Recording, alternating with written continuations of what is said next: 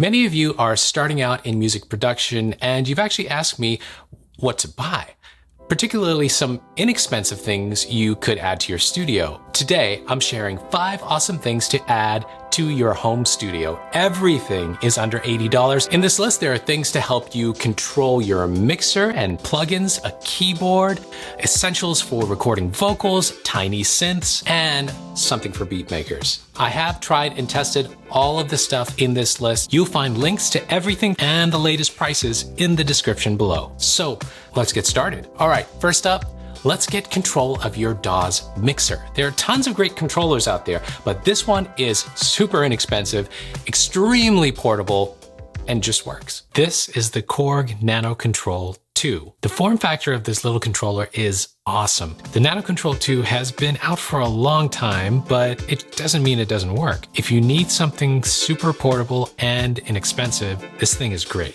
You can typically find this for under $65, but check out the used market too. The knobs and faders can be used to do just about everything. Volume, pan, solo, mute, record. It's great hands-on control when recording automation in your DAW. You also have transport controls for play, stop, and record, and track select buttons.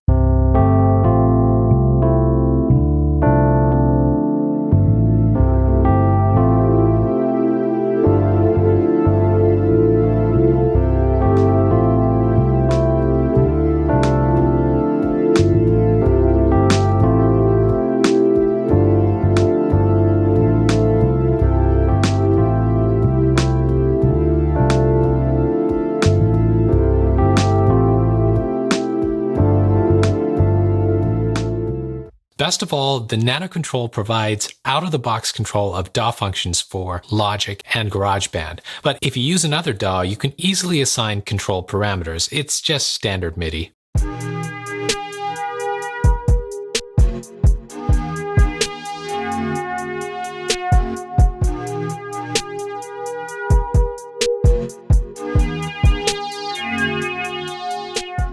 The Nano Control 2 has an editor software to customize your controls so you can make it do whatever you want. It works over USB and you can use this with your iOS app. The Nano Control comes in black like this one or white. I think the best feature of this thing is the faders. I mean, you can control multiple faders with one hand. It's much easier to do this than with the knobs. If you want to know how to make this controller or any controller work with Ableton Live to get control of those knobs and faders, watch my video here. All right, if you are a beat maker and want to up your beat making skills, the Arturia Beatstep is next.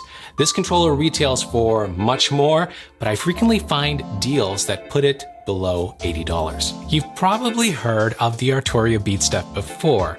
It's been out for a long time, just like the Korg Nano Control, but don't ignore it. This is a great device to get if you want some DAW control and a sequencer for your external drum machines or synths.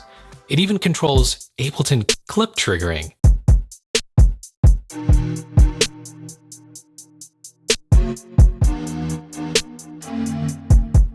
Best of all, this thing feels so high quality. I see it on Amazon frequently for under $80 and on eBay for under $60 in excellent condition. For that price, you get a lot.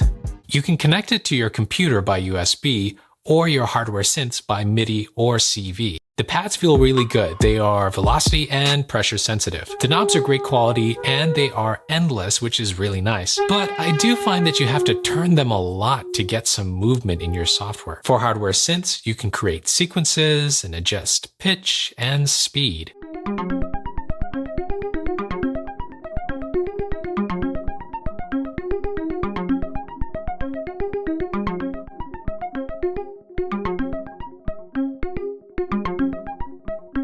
Now, if you really want keys, you'll get similar sequencer features with the Arturia Beatstep, which I love, but that one's more expensive. If you just need some inexpensive pads with some sequencing features, the Beatstep is a great deal. By the way, if you're looking for more great studio accessories, check out my video here. I give you 10 more things that will help you around your studio, including a voice control plug and my recommendations for external drives, USB hubs, and drum pad stands. So do you have a piece of gear that you think is a great value? Leave it in the comments below. If you record live vocals, I've got 2 mic accessories that you need to get right away.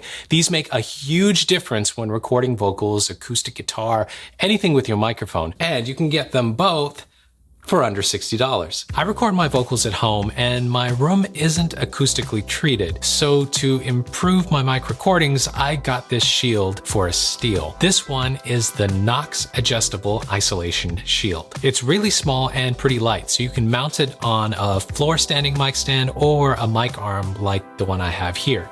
Depending on your mic, the whole thing might get a bit heavy, but hey, for the price, it works. It feels well built and comes with all the hardware you need to set it up. The panels are foldable so you can reduce the space it takes when you're not using it. When I tried this out on my vocals, it did block the echo and reverb from the room decently. The next inexpensive piece of gear is this pop filter. I was looking for something light and small to use as a pop filter. Those gooseneck filters are great, but they are bulky and are hard to position, especially if you keep moving around your mic like when you're using a mic arm. This pop filter has these rubber straps that hug your mic gently. The pop filter sits very well on the mic and has a metal layer and a foam layer to stop those plosive sounds. It fits well on most condenser microphones like this one by Slate.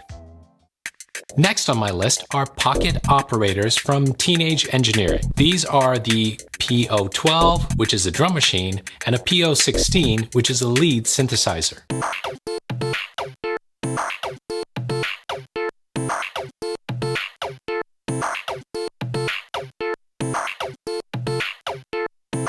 Both are incredibly fun to use. They have onboard sounds which are surprisingly good quality. They have a 16-step sequencer and 16 customizable patterns. Now 16 sounds doesn't seem like a lot, but when you consider that you can tweak the sounds yourself, yes, sound design in these small things, you actually get a good variety of sounds.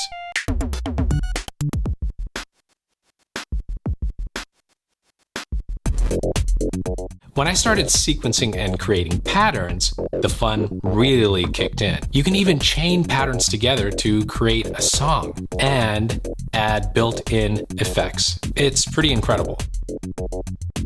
Now, I think these are more for fun or creating unusual beats and tunes. You may not end up creating the next Spotify hit song on these. And don't forget, you can do a lot with your mobile phone apps these days. But I was still very impressed by how musical and intuitive the pocket operators are. I took them on my commute, plugged in my headphones, and made beats on the train. Teenage Engineering makes different versions of these, a vocal synth, a bass synth, and lots more, and prices vary a little. Check the links in the description for the ones that I have. Lastly, I've got a great quality keyboard. This is a great keyboard if you're a guitarist or not primarily a keyboardist. But the best part of this keyboard is that you get some excellent software with it. One of my favorite bundles. It's enough to keep you creating for a while. I put the Arturia MicroLab on this list for 2 main reasons. First, it has excellent mini keys that are my favorite among all mini keyboards. It's the same key bed as the MicroLab, which is more expensive. You won't find a nicer key bed for this price.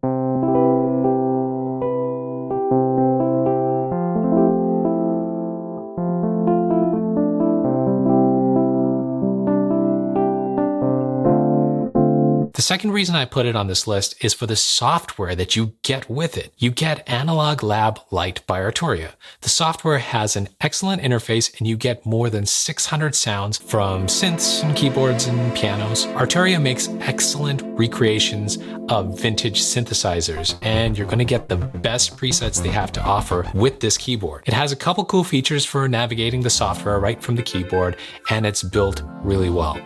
I have a full review of the Arturia MicroLab on my channel. You can watch it up here. If you're finding this list useful, hit the like button and don't forget to subscribe. Keep making the music that you love, my friends, and check out one of these videos next. See you later.